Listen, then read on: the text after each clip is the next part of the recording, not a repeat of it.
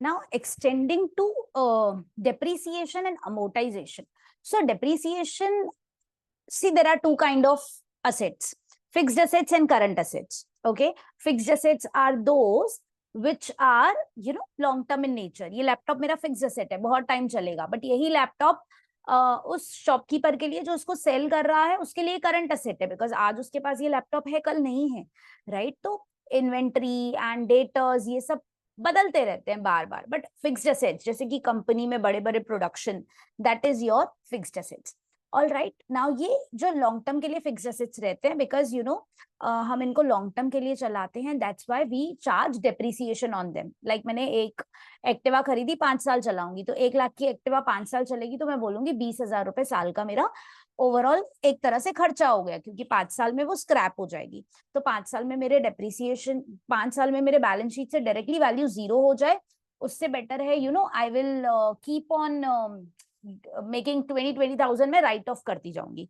So there are two type of fixed assets, tangible and intangible. Tangible जिनको हम देख सकते हैं, समझ सकते हैं, टच कर सकते हैं physically, you can understand those, like land, building, machinery, जो भी असेट्स जिनको आप देख सकते हो, मेरा laptop, right? But those assets which you can not touch are what? Intangible. Intangible को आप टच नहीं कर सकते, जैसे कि copyrights, website and trademarks, patents, etcetera. And when we charge depreciation on tangible assets, so it is called as depreciation. But when you charge the same depreciation on intangible assets, right? Intangible आप copyright को देख नहीं सकते, but copyright 4-5 साल का ही होता है, 4-5 साल में anybody can use your name. So trademark, website, इनका 4-6 साल का renewal होता है. So all these intangible assets, जब उन पे depreciation लगता है, तो उसी depreciation को बोला जाता है amortization. Okay. Now the third concept depreciation amortization से मिलता जुलता है impairment. Impairment लगता है गुडविल पे. तो गुडविल किसका पार्ट है? Goodwill is a part of kind of intangible only.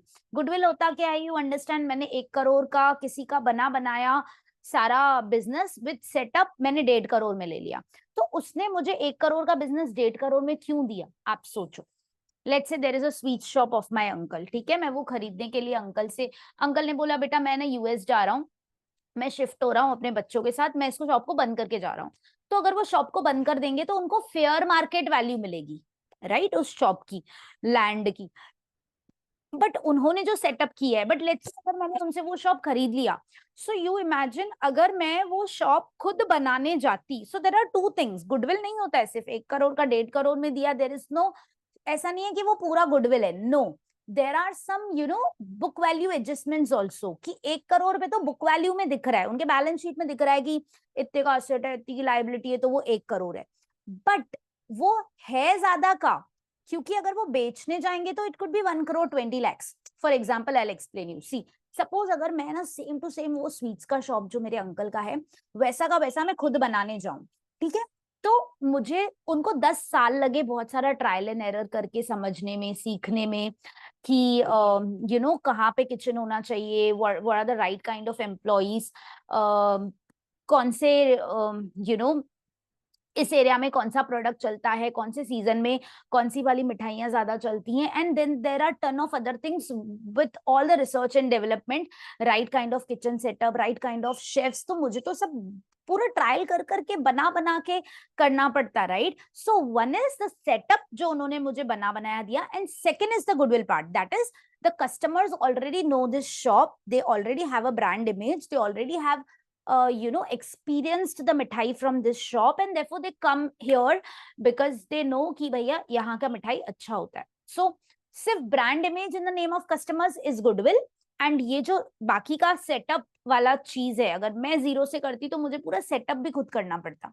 अभी मुझे पूरा बनाया मिल रहा है, एम्प्लॉइज अपॉइंटेड हैं, उनको सब पता है कब क्या करना है, काउंटर कहाँ होना चाहिए, स्वीट्स कहाँ होना चाहिए, which sweet needs which kind of temperature, सबको सब पता है. No need to train anyone. So this kind of setup is like 1 crore to 1 crore 50 lakh में से maybe 20 lakh would be the setup and all का cost, and 30 lakh would be the goodwill. Now this 30 lakh का goodwill, क्या ये हमेशा आपके balance sheet में पड़ा रहेगा? हर असेट गायब होता है, गुडविल भी गायब होगा, राइट? सो इम्पेयरमेंट क्या होता है? यू टेस्ट द गुडविल, क्या अभी भी we are taking the advantage of that goodwill, या फिर अभी मैं अपने बल पे चल पा रही हूँ। सो अगर still I am using that goodwill, तो अकॉर्डिंगली हम उसको धीरे धीरे राइट ऑफ करते जाते हैं, that is called as impairment. One very important thing to understand here is कि इम्पेयरमेंट हो या इम्पेयरमेंट भी उसी गुडविल की होगी जो गुडविल बैलेंस शीट में दिखती है। एंड गुडविल बैलेंस शीट में कौन सी दिखती है? जो परचेस्ड होती है। जैसे कि देखो, मैंने जब अपने अंकल से स्वीट्स वाला शॉप खरीदा, तो अंकल ने मुझे 1 करोड़ का 1.5 करोड़ में दिया, ठीक है? तो मैंने अपने बुक्स में 1.5 करोड़ लिखा, तो मेरे बुक्स में असेट्स लाइबिलिटीज 1 करोड़ के आए एंड 50 लाख का क्या आया? गुडविल आया, राइट? या 30 लाख का, जो भी आपका प्राइसिंग 20 लाख के एडजस्टमेंट के बाद। So this is the amount of goodwill. ये मैंने खरीदा, बनाया, किसी और ने पकाया और मैंने उसको एज इट इज बाय किया। बट लेट्स से मैंने खुद, अभी अंकल के बुक्स में तो 1 करोड़ ही दिख रहा है ना। अंकल के बुक्स में अंकल नहीं बोलेंगे अरे मैंने 50 लाख की गुडविल बनाई है, लिख दो बैलेंस शीट में मेरे गुडविल लिख दो 50 लाख की। नहीं, वो जब बेचेंगे तो वो प्रॉफिट बुक करेंगे। मैंने खरीदा कुछ, I have a double entry to pass कि I have got the goodwill and I have paid something for it. But उन्होंने जो सेल्फ क्रिएट करी है, इतने सालों से, 10 साल से वो काम कर रहे हैं, तो जो सेल्फ जनरेटेड गुडविल होती है ना, उसकी वैल्यू है, उसकी वैल्यू बट बेचने पे है। बैलेंस शीट में उसकी वैल्यू कभी भी दिखती नहीं है। बैलेंस शीट में आप नहीं देख सकते कि हाँ मैंने इतनी गुडविल क्रिएट करी है, चलो चलो मेरे बैलेंस शीट में डाल दो। फॉर एग्जांपल मैं आपको एक हिंदुस्तान यूनिलीवर का एग्जांपल दिखाती हूँ। बैलेंस शीट अभी you can see here, if you see the balance sheet of Hindustan Unilever, if you see it's fixed assets, यहाँ पर सडनली 5479 से इसके एसेट्स हो जा रहे हैं 51,000। क्या लग रहा है आपको ये देख के? क्या लग रहा है? अरे कंपनी ने प्रोडक्शन कैपेसिटी 10 गुना कर दी, कल से प्रॉफिट 10 टाइम्स हो जाएगा, ऐसा लग रहा है क्या? लग रहा है? डिटेल में जाके देखो।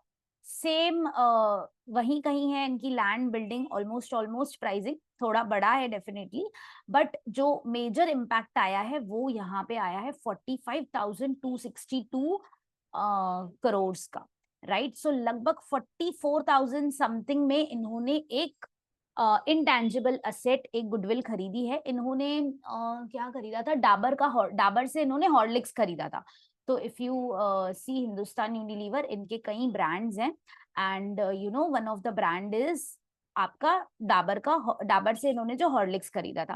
बट आप एक बात सोचो, when I am saying about purchased goodwill, जब इन्होंने गुडविल खरीदी, ठीक है, when they bought the goodwill, तो कितना महंगा मिला? आप बताओ कितना महंगा मिला ना? 45,000 करोड़ पकड़ो, 44,000 करोड़ पकड़ो, ठीक है, थोड़ा प्लस अप्रोक्सीमेशन के हिसाब से।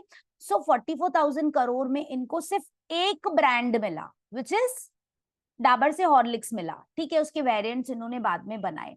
बट आप देखो, यू जस्ट सी इनके खुद के कितने ब्रांड्स हैं भाई, कितने ब्रांड्स हैं? 62 रिजल्ट्स तो ये पेज पे दिखा रहा है, रिजल्ट्स 24, 3 पेजेस हैं, right? How many brands these people have? 50 plus brands in India, right? 50 plus brands हैं इनके। देखो हॉर्लिक्स भी इन्होंने यहीं पे दिखाया हुआ है ना। सो 50 प्लस ब्रांड्स हैं, तो आप सोचो 45,000 करोड़ में एक ब्रांड है हॉर्लिक्स, इसके अपने ब्रांड्स भी कम नहीं है, Vim, red label, surf excel, बहुत बढ़िया बिजनेस करते हैं। तो आप बताओ 45,000 करोड़ इंटू 50 कितना होता है? आप कैलकुलेट करो, 45,000 करोड़ इंटू 50 कितना होता है? यस, 45,000 करोड़ इंटू 50 तो होता है 2250 करोड़। मैंने अभी अपने कैलसी पे किया, राइट? तो होता है 2250 करोड़ होता है, राइट? 50 इंटू 45,000 में आपको, all right, so you got it, 2250 crore का होता है। दैट मीन्स क्या हिंदुस्तान यूनिलीवर पूरी 2250 करोड़ की है क्या? आप देखो हिंदुस्तान यूनिलीवर का बुक वैल्यू क्या है, कितना बुक वैल्यू है? 218 एक शेयर का है, ठीक है? 218 एक शेयर इंटू 235 शेयर्स, तो कितना होता है? How much it is? पहले मैंने आपको क्या करके बताया? पहले मैंने आपको करके बताया 2250, राइट? सॉरी, पहले मैंने आपको करके बताया कि 44,000 में इन्होंने डाबर को एक ब्रांड को खरीदा, 50 से ज्यादा ब्रांड्स हैं खुद के, ठीक है, तो देयरफॉर 22 लाख करोड़ हो जाता है, राइट। तो क्या ये 22 लाख करोड़ की कंपनी है क्या? इज इट 22 लाख करोड़ की कंपनी? नहीं, पूरी कंपनी खरीदने जाओ तो कितने में मिल जाएगी? 6,56,875 में मिल जाएगी। बताओ, 22 लाख करोड़ की नहीं है। That means self generated goodwill भी तो है, मतलब एक ब्रांड इतना महंगा खरीदने पे जा रहे हो बट खुद आपके इतने ब्रांड्स हैं, सो सेल्फ जनरेटेड गुडविल नहीं दिखती। अच्छा, आप मार्केट कैप देख ही क्यों रहे हो? मार्केट कैप तो बहुत हाई है, 10 गुना हाई है, ठीक है। ये देखो, बुक वैल्यू देखो ना, बुक वैल्यू टर्म्स में, बुक वैल्यू पता है इसकी कितनी है? 22 लाख करोड़ नहीं है, 2 लाख करोड़ भी नहीं है, मैं बता रही हूँ। देखो, 218 का एक share into 235 crore shares, right. 218 into 218 का एक शेयर इंटू 235 करोड़ शेयर्स, सो हम बोलेंगे 218 इंटू 235, तो कितना होता है? 51,230 करोड़ ओनली। देखा, मैंने बोला था 60 करोड़ भी नहीं है, राइट। तो 51,230 करोड़ पूरे हिंदुस्तान यूनिलीवर की बुक वैल्यू है, जबकि जब आप दूसरे से खरीदने जा रहे हो तो 45,000 करोड़ में आपको सिर्फ एक ब्रांड मिल रहा है, छोटा सा, खुद के 50 से ज्यादा ब्रांड्स हैं। So this is just an example, that self generated goodwill, खुद इतने ब्रांड्स में इतनी गुडविल जनरेट की है, वो कहीं बुक नहीं की है। बट जब आपने बाहर से ब्रांड खरीदा, परचेस्ड गुडविल को आप इस तरीके से रजिस्टर करते हो और बुक करते हो, ऑल राइट। और बुक करने के बाद बैलेंस शीट में होती है वो परचेस्ड गुडविल, सेल्फ जनरेटेड तो कहीं होती नहीं है। और जो परचेस्ड होती है, धीरे धीरे विथ टाइम आप उसको राइट ऑफ करते जाते हो, which is called as impairment. So depreciation on tangible assets, amortization on intangible assets and impairment on goodwill, ये तीनों ही क्या करते हैं? ये तीनों ही एंटी एसेट है, एसेट के वैल्यू को धीरे धीरे धीरे धीरे कम करते जाते हैं।